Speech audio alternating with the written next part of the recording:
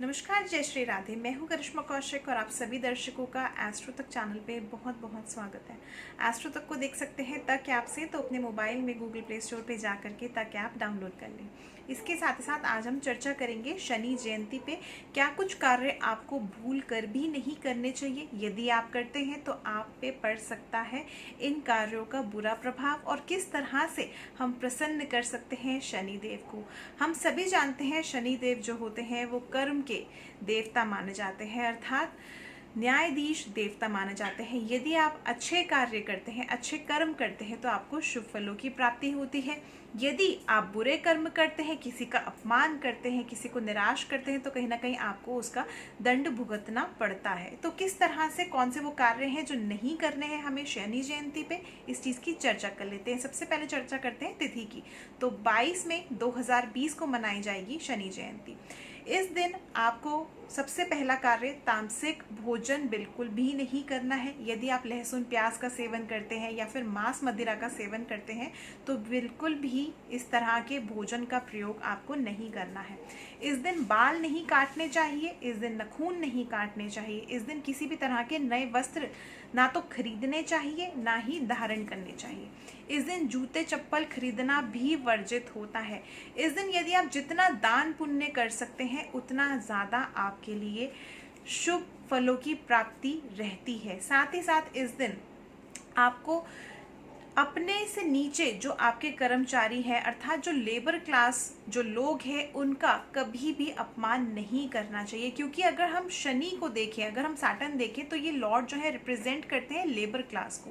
तो इसीलिए अपने से जो हमारे लेबर क्लास होते हैं, हमारे घर में नौकर होते हैं या अन्य तरह के कर्मचारी होते हैं, उनका बिल्कुल भी अपमान नहीं करना चाहिए। साथ ही इस दिन दान करने का सबसे अधिक महत्व माना जाता है। यदि आप किसी भी व्यक्ति की इस दिन सेवा करते हैं, दवाई दान करते हैं, या फिर आप काली वस्तु दान करते हैं। काली वस्तु में क्या क्या दान कर सकते हैं? तिल दान कर सकते हैं, उड़द की दाल दान कर सकते हैं, काले वस्त्र दान कर सकते हैं, स्टील या फिर लोहा आप दान कर सकते हैं। इसके साथ साथ श्रीफल आप दान कर सकते हैं, लकड़ी दान कर सकते हैं। ये सभी चीज़ें यदि आप दान करते हैं तो आपके लिए बहुत ही ज़्यादा खास रहेगा, शुभ रहेगा। आपके जो भी कार्य रुक रहे हैं उन कार्यों में आपको सफलता मिलेगी, और कार्य रुके हुए जो है वो उनसे भी समाप्ति होगी। आपके कार्य जो है वो गति में आने आरंभ हो जाएंगे। इसके साथ ही साथ इस दिन आपको सबसे ज़्यादा बेहतर रहेगा, अगर स्वास्थ्य से संबंधित परेशानी है किसी भी तरह की, तो आपको इस दिन दवाई से भी ऐसे व्यक्तियों की मदद करनी चाहिए जिनको दवाइयों की आवश्यकता हो। ऐसा करने से भी आपके लिए शुभ रहेगा। आपको सेहत से संबंधित कोई भी परेशानी उत्पन्न हो रही होगी तो वो भी समाप्त हो जाएगी। इस तरह से आप शनि जयंती पे कार्य कर सकते हैं। और सबसे जो बड़ी चीज़ है वो ये है कि शनि देव की जब आप पूजा करें तो इन विशेष चीज़ों का अवश्य ध्यान रखें। अब क्या क्या चीज़ों का ध्यान रखना है? सबसे पहले शनि जयंती पे जब भी आप शनि देव की पूजा करें, या वैसे भी जब भी आप शनि देव की पूजा आराधना करते हैं, तो हमेशा संध्या काल में करें।